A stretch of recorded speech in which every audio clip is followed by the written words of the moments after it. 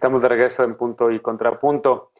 El domingo, distintas organizaciones que se oponen a reconocer el derecho a interrumpir un embarazo salieron a las calles. En 55 ciudades sacaron el pañuelo azul, símbolo contra el aborto, para protestar contra la decisión histórica emitida hace prácticamente un mes por la Suprema Corte de Justicia de la Nación. Veamos el contexto.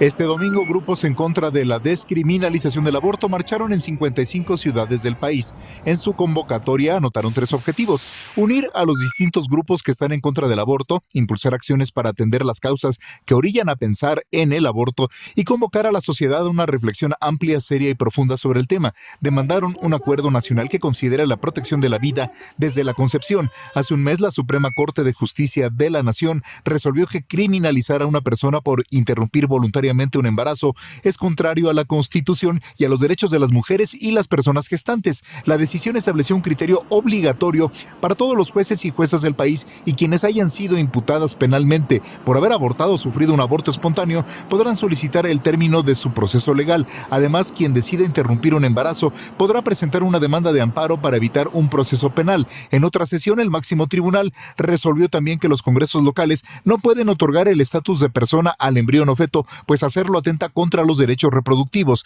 Respecto a la objeción de conciencia médica, la Suprema Corte también invalidó esta figura de la Ley General de Salud, señalando que no tenía las limitaciones necesarias para ser aplicada sin poner en riesgo los derechos de otras personas. Hace una semana, colectivas feministas también salieron a las calles para conmemorar el Día de Acción Global por el acceso al aborto legal y seguro y demandar la modificación de los 28 códigos civiles que criminalizan el aborto. Punto y contrapunto. Pili, empiezo contigo. Antes de que empezáramos a grabar el programa, alcancé a escuchar que no acudiste a la manifestación, pero que habrías ido de haberte sido posible. ¿Cómo ves esta organización ahora y lo que ocurrió el domingo? Así es, Genaro. Mira, referente a la marcha del domingo en favor de la mujer y la vida, considero que este acto fue una manifestación de la postura de un amplio sector de la sociedad que defendemos el derecho a la vida, como el primero y fundamental derecho sin el cual los demás derechos no existirían. A diferencia de otras manifestaciones, la Marcha por la Vida se desarrolló de manera pacífica, donde las familias enteras salieron a expresarse y a defender la vida en medio de un ambiente de cordialidad y respeto.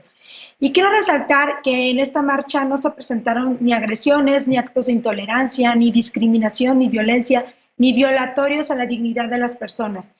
Y como ya se ha dicho, esta marcha tuvo 3 objetivos en los que los promotores se expresaron en favor de adoptar medidas que atiendan esta situación mediante la implementación de medidas de solución de fondo y no con soluciones simplistas que terminan con la vida de un ser humano. Yo estoy a favor de la vida y pienso que el aborto tiene implicaciones en todos los ámbitos del quehacer humano, en lo social, en lo económico, en lo político, en la salud, y que de no entenderse estaría en riesgo nuestra existencia como especie, contribuyendo al colapso de nuestra civilización. Y en efecto, la Suprema Corte se pronunció respecto de la objeción de conciencia establecida en la Ley General de Salud, con lo que regresa el asunto a la cancha del Poder Legislativo para que sea este poder quien establezca con toda precisión en qué casos y bajo qué criterios el personal de salud puede aplicar la objeción de conciencia. Celebro y defiendo el derecho que todos tenemos para expresarnos libremente, pero nada puede ser pretexto para agredir a quien piensa distinto. Y rechazo que quienes reclaman para sí libertad y tolerancia para expresar aquello en lo que creen sean al mismo tiempo quienes agreden a quien piensa distinto e intenten imponer su forma de pensar.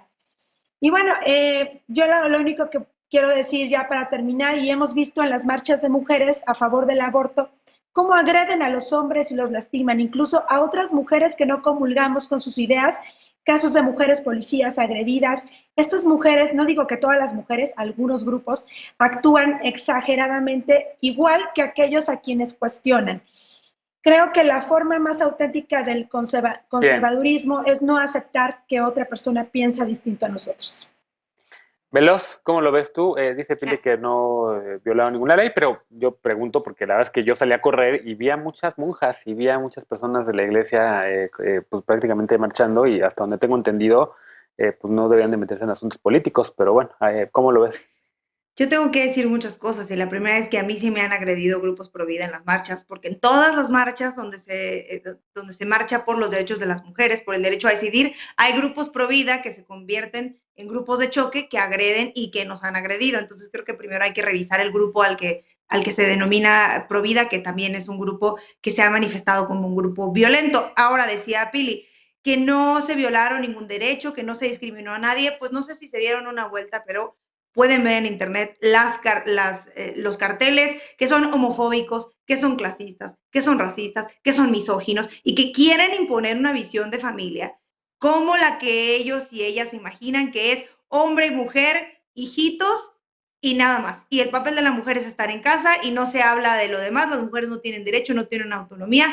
Creo que eso es algo que se está planteando ahí. Ahora, yo estoy por el derecho a que se manifieste quien quiere, pero que su manifestación sea para venir a decir, miren cómo nos manifestamos nosotros y cómo se manifiesten ustedes, pues creo que ya es meterse y entrometerse en los asuntos que no les corresponden, que son las manifestaciones por el derecho a decidir. Por eso creo que lo están haciendo mal en términos de argumentar o en lugar de decir, bueno, esto es lo que creemos, querer confrontarse directamente con los grupos por el derecho a decidir, porque eso es lo que están haciendo. Están saliendo a exigir que no se le dé un derecho que ya dijo la Suprema Corte que deberíamos tener las mujeres. Por eso sí creo que lo que están haciendo es tratar de coartar un derecho ajeno, un derecho que no les corresponde. Y eso es lo que está pasando. No nada más están saliendo a luchar por los derechos para hacer carne asada en su patio. Que bueno, están saliendo junto con grupos eclesiásticos, que son más de 127 organizaciones, que son entre evangélicas y católicas,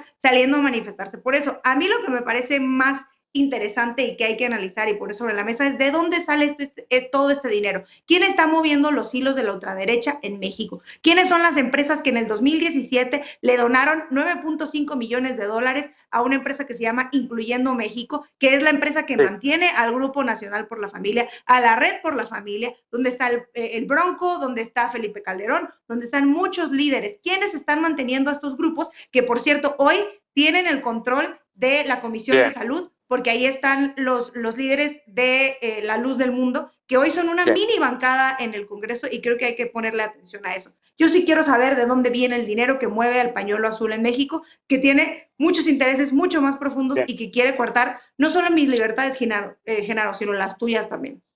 Ya sé, pero a ver, al margen de dónde viene el dinero, también preguntan lo mismo sobre el tema de dónde viene el dinero del pañuelo verde, ¿no? Pues a mí mismo me han dicho, como formo parte del Consejo Asesor de Gire, que yo recibo dinero de Bezos y no de Bezos, de Soros, perdón. De Soros. No, pero bueno. Mike, ¿cómo lo ves, Mike? Ojalá recibiera Gire muchísimo dinero de Soros y de Bezos de todos ellos, pero bueno. ¿Cómo lo ves, Mike?